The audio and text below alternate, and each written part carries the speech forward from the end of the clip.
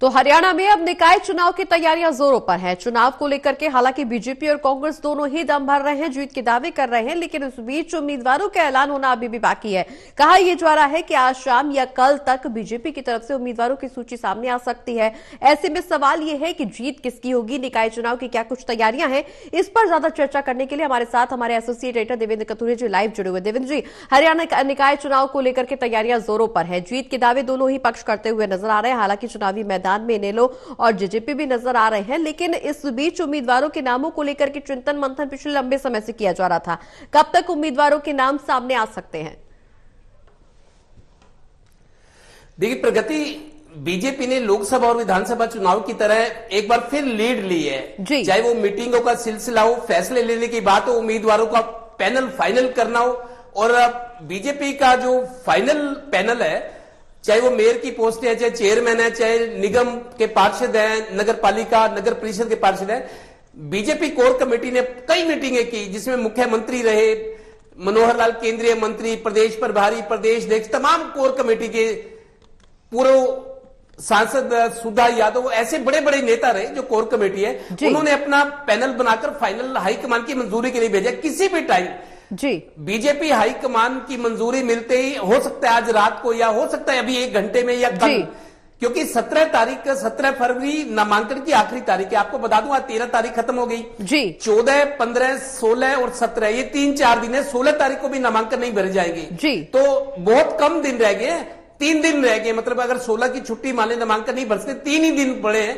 BJP मेरे को लगता है आज रात को या कल अपने उम्मीदवार घोषित कर देगी, फिर 2 दिन बचेंगे। कांग्रेस की जहां तक बात है, कांग्रेस की आज मंथन पूरा हो जाएगा जैसी सूचना है कांग्रेस की तरफ से, और 15 तारीख तक कांग्रेस अपने उम्मीदवार सामने ला देगी। पानीपत को छोड़कर, पानीपत में दरअसल 1 हफ्ता लेट है चुनाव, 15 तक कांग्रेस अपने उम्मीदवारों का ऐलान कर देती है, तो 16 और 17 2 दिन ही बचेंगे नामांकन के।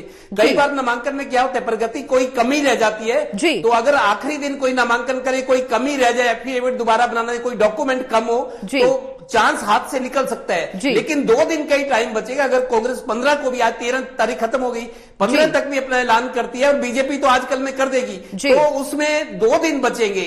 मेरे को लगता है 15 तक तो कांग्रेस भी अपने उम्मीदवार सामने ला देगी। कुल मिलाकर बीजेपी आगे आगे, कांग्रेस पीछे पीछे, लेकिन मुकाबला इन दोनों में ये मानकर चला जा रहा है। बिल्कुल देवेंद्र जी, हालांकि उम्मीदवारों के ऐलानों के अगर इतर कुछ बात करें तो तैयारियां क्या कुछ देखने को मिल रही हैं। चूंकि शहर की सरकार, छोटी सरकार का दर्जा दिया जाता है नगर निकाय चुनाव को, तो ऐसे में ये भी और ज्यादा दिलचस्प होता जा रहा है कि क्या कुछ तैयारियां देखने को मिल रही है। हालांकि जीत के दावे कांग्रेस भी करती हुई नजर आ रही है। साफ तौर पर कांग्रेस का कहना है कि निकाय चुनाव कांग्रेस की झोली में जाएंगे, लेकिन इस वक्त जो तैयारियां देखने को मिल रही, क्योंकि केंद्र में बीजेपी की सरकार है, राज्य में बीजेपी की सरकार है, और ऐसे में अगर नगर निकाय चुनाव में भी बीजेपी की जीत होती है तो ट्रिपल इंजन की सरकार जिसे कहा जाता है वो बीजेपी की बन जाएगी। लेकिन कांग्रेस इससे मुंह फेर रही है। कांग्रेस का साफ तौर पर कहना कि नगर निकाय चुनाव में जीत कांग्रेस की होगी। क्या कुछ तैयारियां देखने को मिल रही हैं? देखिए प्रगति, मौजूदा सियासी हालात की बात करें, उत्साह की बात करें, उन्माद की बात करें, संवर्धन की बात करें, तो बीजेपी अभी आगे है जी, क्योंकि बीजेपी ने सारी तैयारियां मुकम्मल कर ली है। कई दौर की मीटिंग है दिल्ली में, खुद मुख्यमंत्री, केंद्रीय मंत्री मनोहर लाल, प्रदेश कई दौर की बैठक के बाद इन्होंने अपने उम्मीदवार फाइनल करके हाईकमान की मंजूरी के लिए भेजे हैं। पूरी तरह तैयार है। और अभी तो मेरे को लगता है आजकल में अगर बीजेपी के उम्मीदवार आते तो बड़े नेताओं की ड्यूटियां लग जाएंगी कि किस 34 जगह चुनाव हो रहे हैं, 34 नगर इकाइयों के, जिसमें नगर पालिका, नगर परिषद और नगर निगम। नगर निगम सबसे बड़ी इकाई है जो महानगर है, फरीदाबाद, गुरुग्राम, पानीपत, करनाल, हिसार, रोहतक, अंबाला, बड़े शहरों में नगर निगम है जी। तो 34 जगह चुनाव हो रहे हैं, जिनमें 8 जगह नगर निगम है, 8 मेयर और 2 मेयर सोनीपत और अंबाला जो विधायक बन चुके हैं मेयर दोनों बीजेपी से, तो 10 जगह मेयर के चुनाव होने हैं। और गुरुग्राम में तो 2 हो रहे हैं। गुरुग्राम के अपने नगर निगम और मानेसर पहली दफा बना है गुरुग्राम जिले में। गुरुग्राम में तो 2 जगह नगर निगमों के चुनाव है। कुल मिलाकर बीजेपी की तैयारी पूरी है। कांग्रेस जब विधानसभा चुनाव हारी थी, 8 अक्टूबर को रिजल्ट आए थे, जब समीक्षा हुई, ये कहा गया कि संगठन 10 साल से नहीं बना, अभी बन जाएगा जल्दी। आज 4 महीने हो गए, कांग्रेस का संगठन ही नहीं है। बिना संगठन के एक बार फिर लोकसभा लोकसभा विधानसभा के बाद निकाय चुनाव में भी, नगर निगम के बड़े चुनाव में जिसमें मेयर का चुनाव होता है, नगर पालिका नगर परिषद में चेयरमैन कहा जाता है, तो बिना संगठन के कांग्रेस बिल्कुल कृष्ण बेदी भी बीजेपी की तरफ से बिल्कुल कि हम जीतेंगे। जी बिल्कुल, कृष्ण बेदी की तरफ से भी यही आरोप लगाए गए कि हरियाणा की सरकार बन गई, मंत्रिमंडल का गठन हो गया, महाराष्ट्र में चुनाव हो गए, मुख्यमंत्री का चुनाव पूरा हो गया, मंत्रिमंडल वहां पर भी बन गया, दिल्ली में चुनाव हो गए, दिल्ली में बीजेपी की सरकार आ गई, लेकिन बावजूद उसके इतना लंबा सफर बीजेपी ने तय कर लिया, लेकिन उसके बावजूद कांग्रेस वही की वही है। संगठन का नेता अभी तक नहीं चुना गया है, नेता विपक्ष अभी तक नहीं चुना गया है। लेकिन दूसरी ओर अगर हम मौजूदा कांग्रेस के हालातों का जिक्र करें, दीपेंद्र हुड्डा तो जीत के दावे कर रहे हैं, लेकिन इस बीच बिशन सैनी हाल ही में उन्होंने यह ऐलान कर दिया है कि कांग्रेस में आपसी फूट की वजह से वो पार्टी छोड़ रहे हैं, बीजेपी का दामन 15 फरवरी को थामते हुए नजर आएंगे।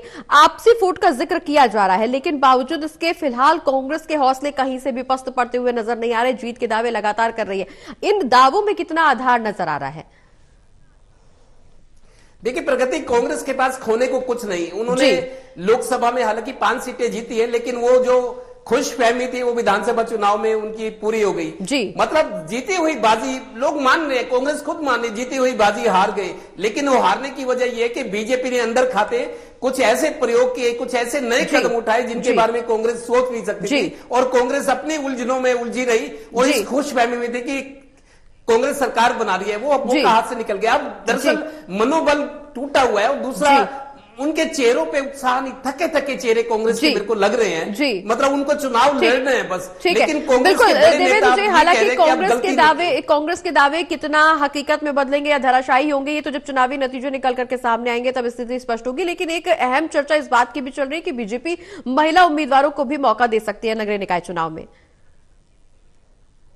देखिए प्रगति, आपको बताऊं, पंचायत चुनाव हरियाणा में हुए थे, 50% आरक्षण।